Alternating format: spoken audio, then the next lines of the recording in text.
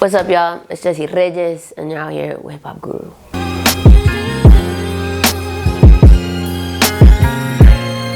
What's up, everyone? This is the Hip Hop Guru. My name is Rasha, and I'm here with the lovely and talented Jessie Reyez. Hello. Hello.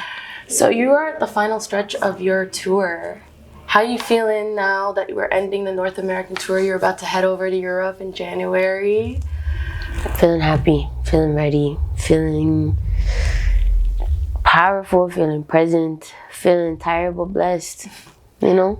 Do you ever feel like the fans overseas show love differently than the fans here? Yeah, it's different, but it's different. And I learned my first time around, my first tour years ago on Kehlani, because language barrier is a real thing. But you know what's nice is that it immediately forces you into the space of, oh, music is universal. Fuck language. It's not about that. It's about the energy in the room and how you can connect that way. So the first show was a learning curve, and then the second show I was like, no, I understand. And then I was able to shift and tap into that energy. It was nice. Are you ever surprised at how far your music has reached? Like, is there somewhere where you're like, I can't believe they're listening to me out there? Yeah, all the time. Yeah, I got homies that are just like, I don't remember the date my boy Phil was in Jamaica, and he sent me a little screenshot of a video of my shit playing on the radio there, and I was like, what? And it's crazy, and it doesn't get old. I'm always shocked. Is there anywhere in the world that you haven't performed yet that you really want to in the future perform at? Totally. The world is so big, and I've never been to Australia. I can't wait to go. I've never been to Asia. I can't wait to go. I'm excited. On the album YESSIE, everyone has their favorite song. I want to know, what song on there do you feel most connected to? Today, I feel most connected to Mood.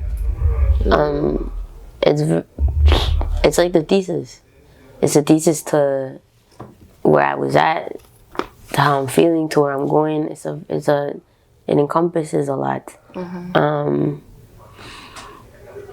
And then like not just literally when it comes to the lyrics, but figuratively what the song represents. The day before we had to submit it to the album, the day before we had to submit the album to the label, mm-hmm. Some of my team came to me and they're like, yo, we can't get the sample approved. And I was like, what? Crushed. And they're like, you might have to just take it out or re-sing it, I don't know. And I was like, no, we're going to figure it out. And it's wild because the person that was able to see that through ended up being Carlos Vives, which is a legend, Colombian legend. And it had nothing to do with the song. I just remembered it. I was like, we have a link. This guy can move mountains. Let's just try. And he was able to do in a day what we couldn't do in weeks. Wow. And yeah, so it's symbolic, you know. The song means a lot to me. The lyrics mean a lot to me. Who was able to make it happen means a lot to me. And the idea of moving mountains is sprinkled throughout that entire song, so I love it. That's amazing. I'm happy that you got it through. And me too. Yeah. We saw you hopped on Kehlani's when she was here in Toronto, her concert. Yeah. And I mean, the fans love when they see you guys together. Should we expect any more future collaborations with you guys? I mean, it's up to God, but y'all go listen to more than I should, because it's a vibe, and I love that girl. She's lit. Mm-hmm. She's as lit in person as you'd hope she'd be. You know what I mean? Outside of just being talented, she's a lit ass person. So go listen to more than I should. Go listen to her album. Kehlani's lit. If there's anyone dead or alive that you could collaborate with, anyone in the world? Bob Marley. Ooh, that's a really good answer. I think I'd love a song with you and Bob Marley. That's an amazing answer. Me too. One day in the afterlife. So you're a free spirit, and you're kind of like, you know, you play by your own rules. You don't really like, you know, getting restricted or being put in a box.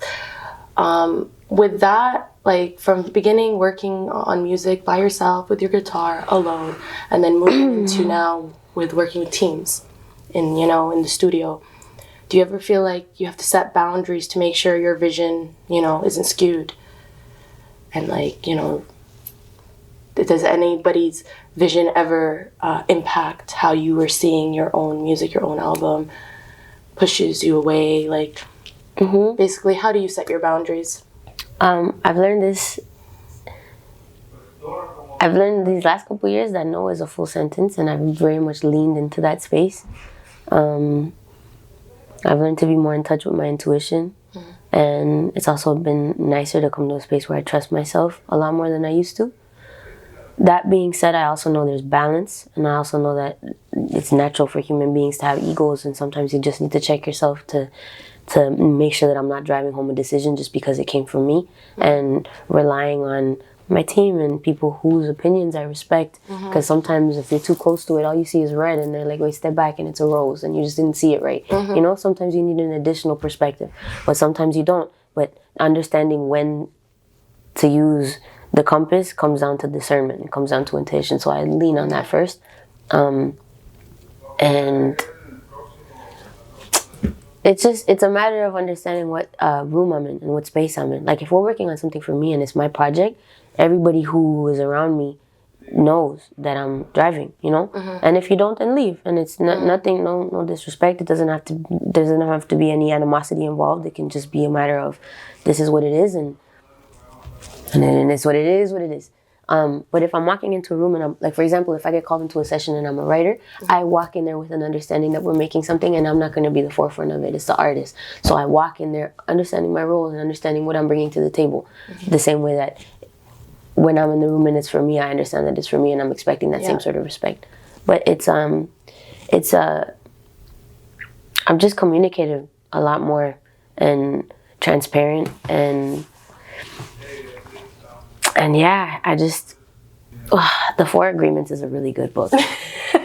Y'all should read it. But I take things from that, like not holding things personally, and hoping that people subscribe to that as well. Because sometimes it hurts to hear no, but no with a smile can go a long way sometimes. So I just make sure that I'm trying to be respectful, even when I have to say no. Even when I have to say no, or even when I have to, disappoint somebody. I'm trying to be true to myself as much as possible. Okay, well, I have just one more question for you, and it's one of the most pressing questions I think the fans want to know. It's, what do you do with the bras? Clearly I don't wear them. No. I used to keep a lot of them. The Being Human in Public tour had so many. We had copious amounts, and then I feel like we donated a bunch, and then this time around, there's some that I keep, but then there's also some bars that have like these beautiful, ornate fucking shrines of bras that have been thrown. So sometimes we leave them at the venue to be part of these beautiful shrines. Yeah.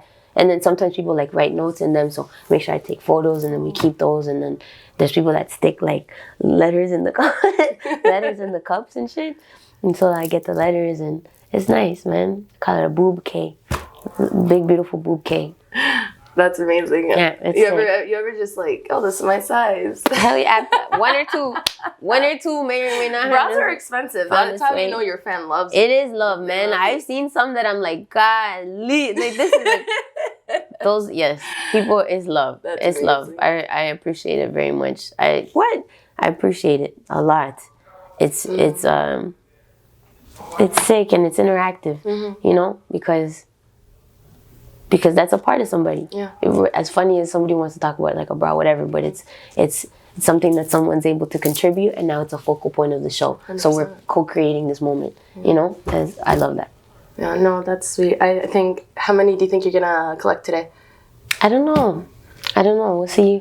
We'll see what Toronto has. Yeah, the bitches is feeling. We'll see how the girls are feeling. We'll see. I really, really appreciate you sitting down with us. I know you're busy, so that's all we have for you guys. Thank you. Make sure you guys stream YESSIE. It's out. It's been out since September. It's amazing. And that was the Hip Hop Guru. Thank you, guys.